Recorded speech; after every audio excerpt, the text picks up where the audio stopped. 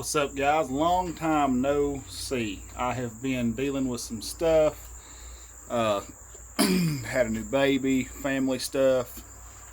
Got a teething 19-month-old, all that. I've been gone for a while, but I am back now. Hopefully back. I'll be back with weekly videos. I'm not sure. So for those of you that follow the channel, you may have noticed we had a name change. Started off as Sergeant Slingshot. Well, now it is Young Cane Catapults. I've started building, started working on some stuff, just trying to put myself out there and see what I can do, designing my own frames, one thing and another. And I wanted this video not only be kind of the explanation of why I changed the name. Let's get that out of the way. I live in an area, a community of Northeast Georgia that is called Young Cane. So it just kind of works, Young Cane Catapults. But I wanted to show you kind of my setup. I am by no means a professional builder, by no stretch of the imagination. So I guess what I'm doing is I am showing you kind of a DIY quick setup. It's nothing special. This is all stuff that you probably already have if you're like me and have been involved in making stuff all your life. Well, you probably already have a lot of this stuff. We got Halloween decorations up. That's what that skull is.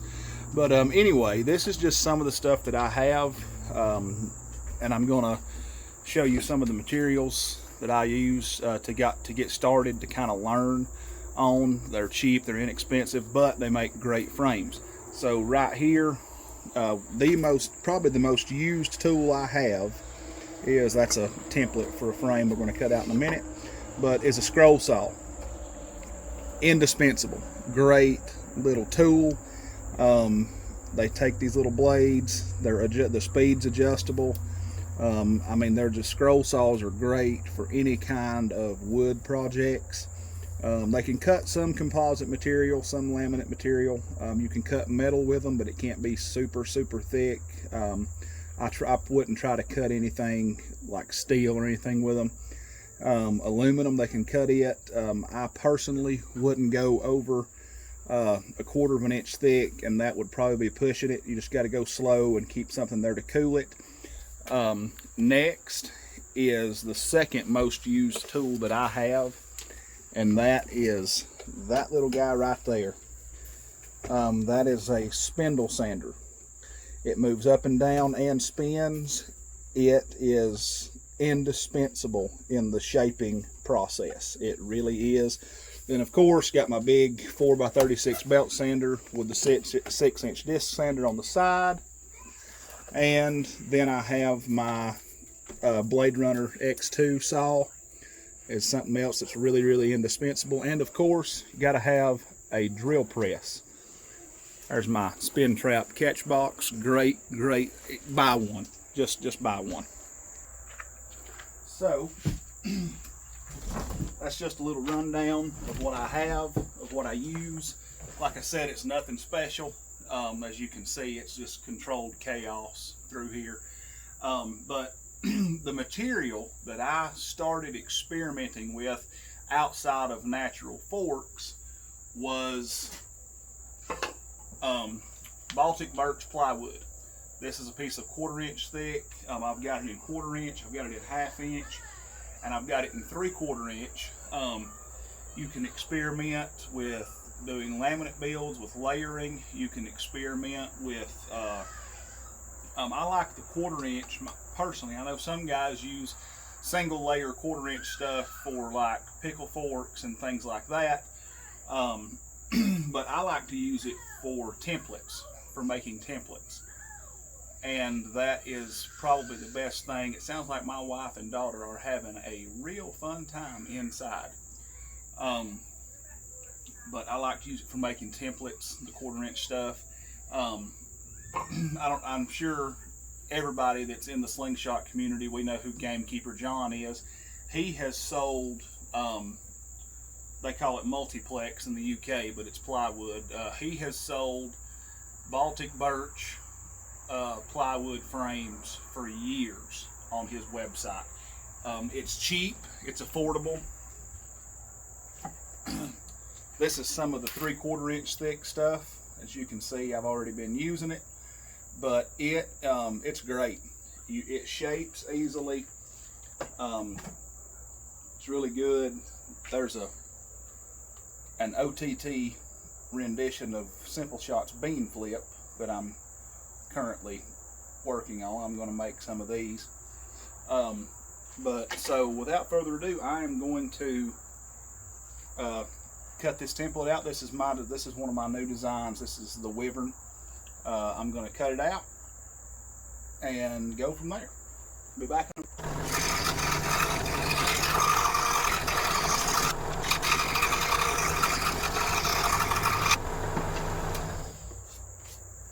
I hadn't cut the cup yet, but there it is, kind of roughed out. I'm going to go back over it now again, these lines a little bit better, and cut the cup.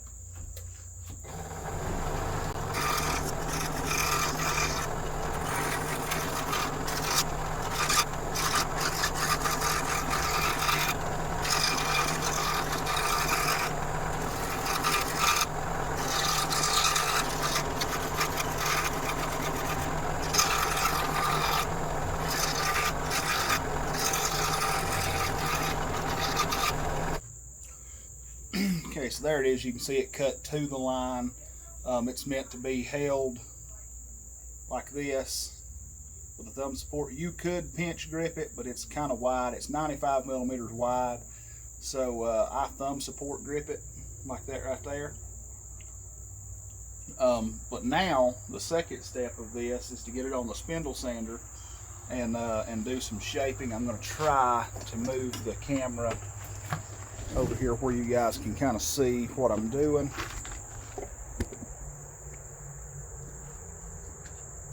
Try not to stand in the way of the sander, but this is how the spindle works. It spins, it moves up and down, but it's loud, so I apologize in advance.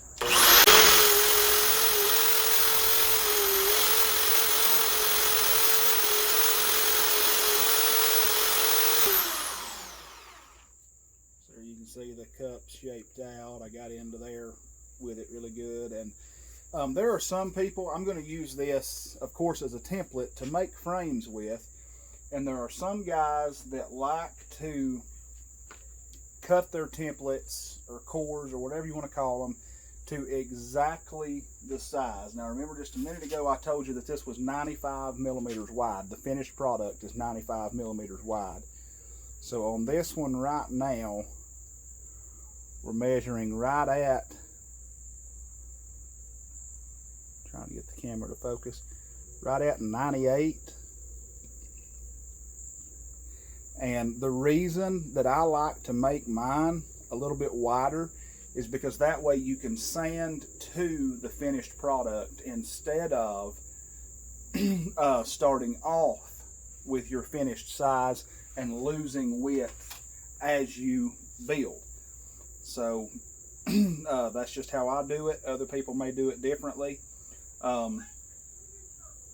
but that's just kind of the way I roll. Now, as far as shaping and all that goes, I'm going to cut one of these out of the 3/4 inch plywood, and I'm going to show you kind of how what I do with the sander and with the Dremel to shape it and to get it to its final dimensions. So give me just a few and I'll be back with that cut out. Okay guys, I'm back. Got this cut out and hit it on the spindle sander, and I'm gonna start shaping it with the Dremel now.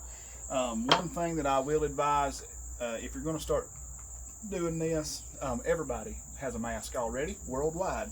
If you don't, you know, get one. But while they are zero use against COVID-19, they do really help with wood dust. So this is I got this off Amazon for like 30 bucks. It is a full face shield respirator. For working with wood, you don't need something this extreme, but I work with other materials that the dust is really toxic. So you can do it with a good N95 mask and a fan. You can keep the dust blown away and keep it out of your nose, out of your throat, out of your lungs. So, but without any further ado, and also, expensive tools. Guys, you do not need to spend a fortune on tools. I have, you know, this is stuff that I've accumulated over time, but like my spindle sander was, I want to say it was, I think either $40 or $50 on Amazon. But I have an actual Dremel tool. This is a Walmart Hyper Tough rotary tool. Same thing, it's a Dremel tool. Guys, it works just as good as a regular Dremel tool, and this is $17 versus $60 or $70.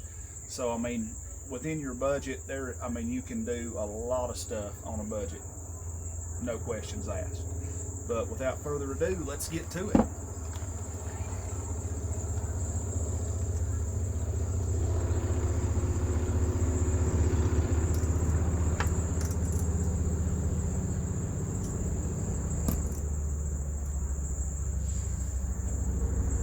Be sure this is pulled tight where it makes a good seal around your face where no dust can get in.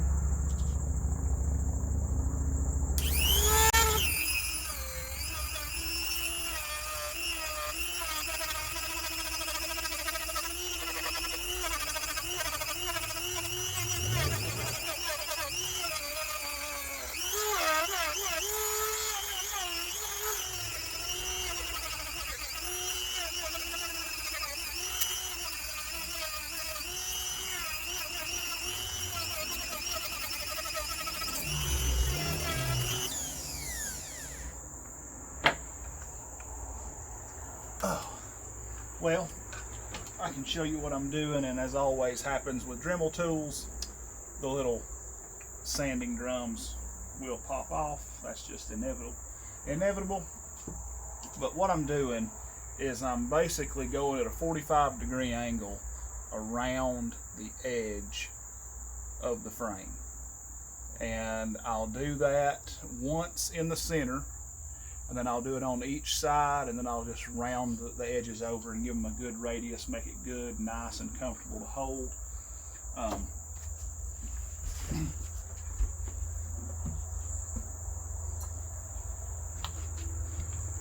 In case those of you watching did not know, when it comes to changing out the little sanding drums on a Dremel tool, I didn't know this, but see in the top, there's a screw in the top. You loosen the screw, hold the lock mechanism on the Dremel,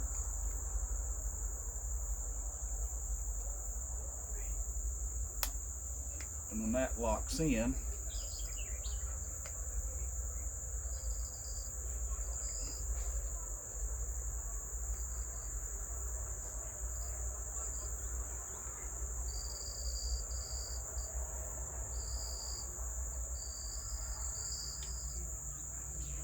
you can then see it's loose now. You can take another sanding drum, slide it over, and then tighten the screw back down.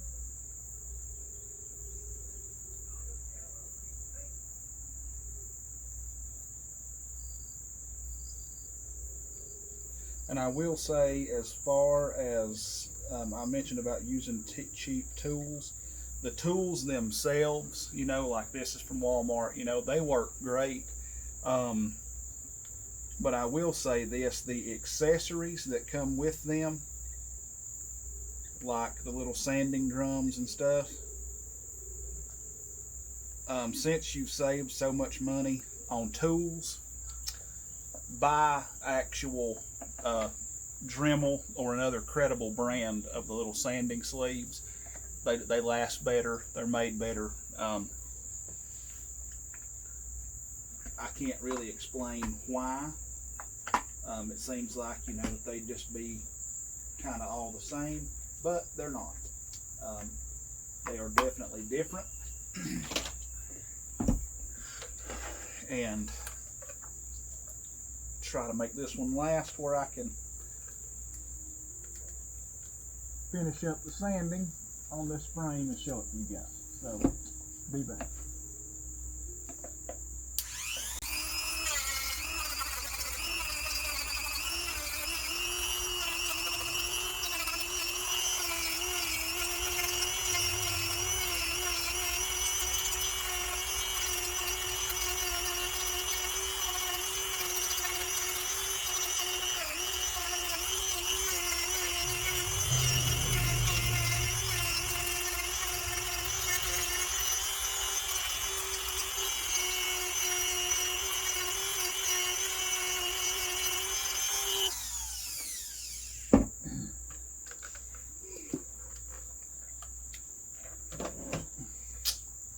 Okay, bring you guys in where you can really see.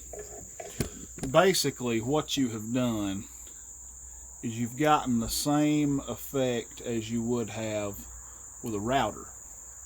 You have rounded the edges over and made it super comfortable to hold.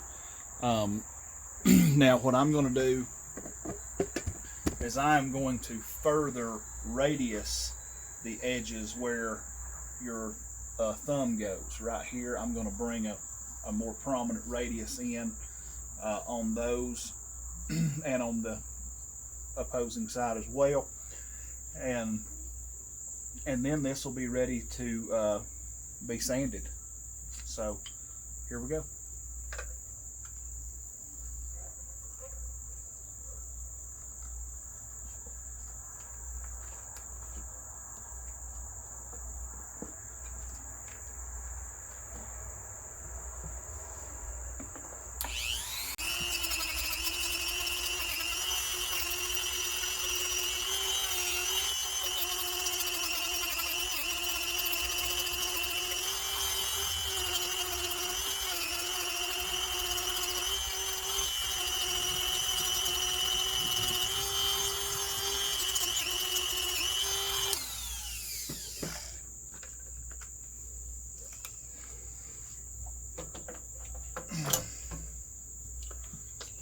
Okay, bring you guys in again to kind of show you what I've done. You can see the profile, the limb just kind of angles down some, just at the slightest little bit of an angle.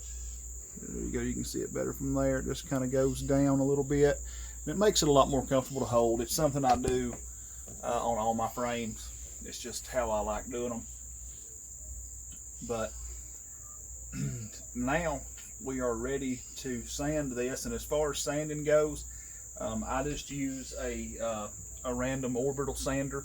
I'll start off with an 80 grit and work my way up to, with wood I usually go up to around between 600 and 800, just with a random orbital sander. So I am going to do that, and then I'll bring you guys back here in a moment. Okay, we're back. I'm going to go ahead and use the random orbital sander. I've got two. I've got this Milwaukee. It's square shaped, but I wanted a round one with the hook and loop Velcro attachment for stuff. So, like I said, Walmart, guys. Went there, picked it up, and we're going to go ahead and get started.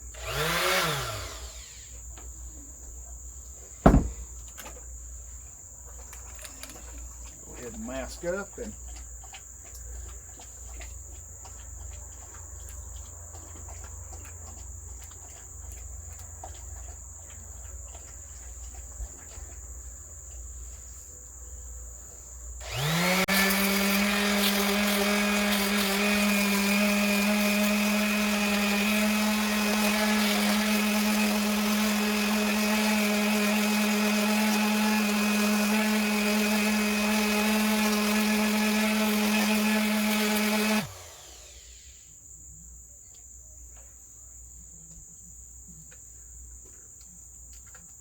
one thing I forgot to mention, this is also the time where we start checking our measurement, our overall width and our fork tip measurement, to make sure that we're not taking away material, that we're not taking away too much material. So we will check our width, and we are still, we can take a lot off, guys. We're still very, very within range. Yeah, we can take a good 2 millimeters off of each side. So go ahead, and for those of you who do not do metric, we will be taking roughly 1/4 of an inch off. I just use metric just because it's easier, honestly. So yeah, let's go ahead and remove some material.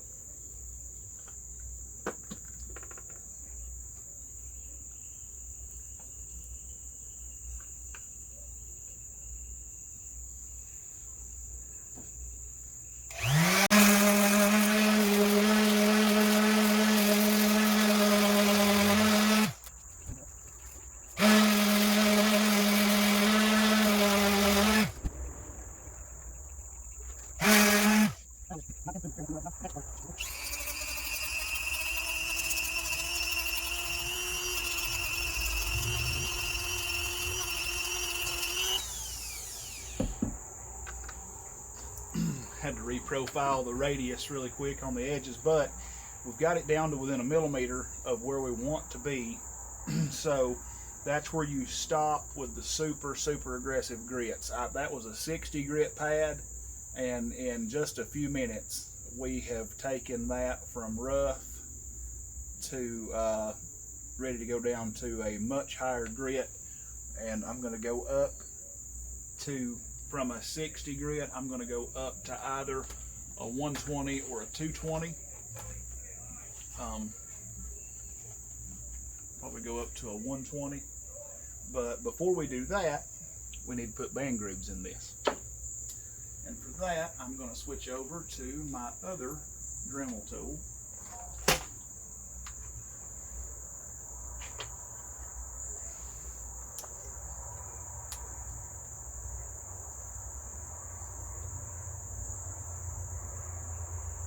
Another reason that I bought that Walmart Dremel was because having 2 of them is so convenient, because I can leave my sanding head on that one and swap over to this on the other one. And what this is, I can get that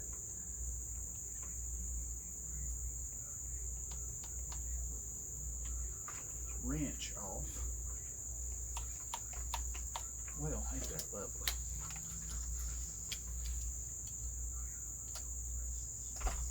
There we go.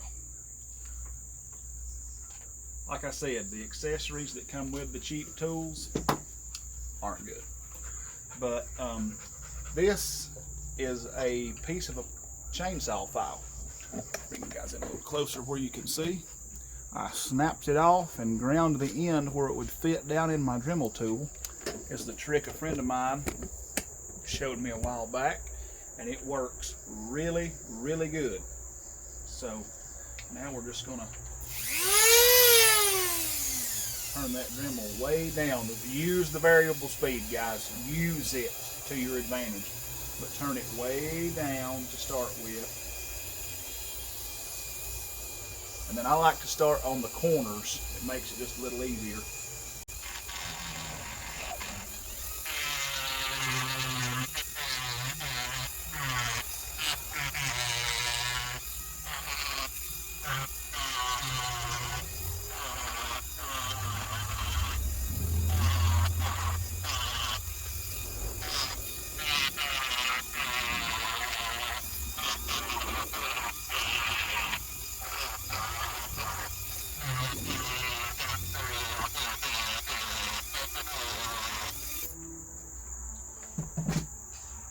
So there we are.